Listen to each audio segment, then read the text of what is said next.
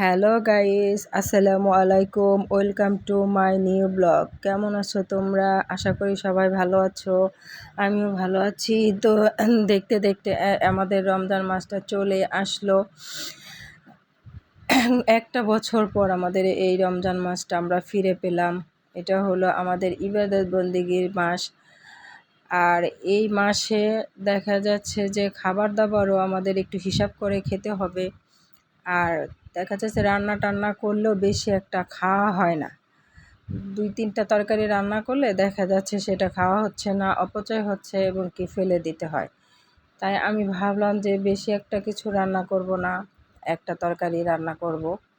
তাই আমি ভাবতেছি যে আজকে যে শিং মাছ রান্না করব। তাই মাছগুলোকে আমি খুব ভালো করে ভেজে নিচ্ছি। কারণ কি আমাদের ইফতার করার পর দেখা যাচ্ছে শরীরটা অনেক ক্লান্ত থাকে। আর সন্ধ্যা রাতের খাবারটাও আমরা খুব ভালো মতো খেতে পারি না। দেখা যাচ্ছে ইফতার করার পর সেই ইফতারি খেয়েও দেখা যাচ্ছে যে অনেক সময় ঘুমিয়ে যাই আমরা। তাই আমি হালকা পাতলা একটা তরকারি করব। আর ভোর রাতের জন্য আমি ভোর রাতে উঠে 2টা ভর্তা করব। কারণ ভোর রাতে আমি আবার ভর্তা টর্তা খেতে খুব পছন্দ করি। আর ভর্তা দিয়েও ভাত খাওয়া যায়, আর দুধ দিয়েও ভাত খাওয়া যায়।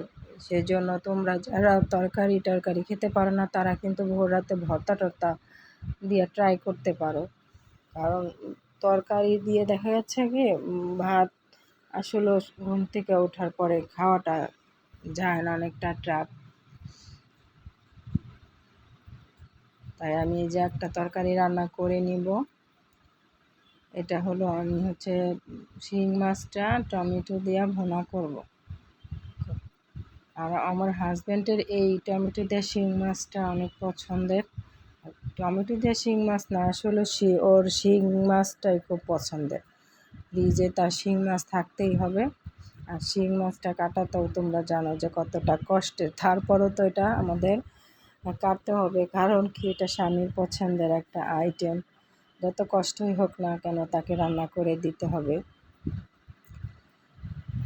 আমরা যদি নাও চাই তারপরও স্বামীর কথা ভেবে কিন্তু আমাদের এটা করতে হয়, বা পরিবারের মানুষের কথা ভেবে আমাদের কিন্তু সেটা করে দিতে হয়। যে আমরা খাই বা না খাই সেটা বড় কথা না, কিন্তু তাকে তো রেডি করে দিতেই হবে। তাই আমার এই ভিডিওটা যদি ভালো লাগে প্লিজ তোমরা লাইক কমেন্ট শেয়ার করো। আর আমার চ্যানেলে যারা নতুন আসো প্লিজ আমার চ্যানেলটাকে একটু সাবস্ক্রাইব করে দিও।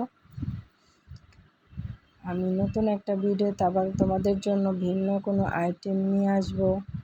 সে পর্যন্ত তোমরা আমার পাশে থেকো, আমাকে সাপোর্ট দিয়ে যাও, আমি যেন আরও সামনের দিকে এগিয়ে যেতে পারি এবং কি তোমাদেরকে আরও নতুন নতুন ভিডিও উপহার দিতে পারি।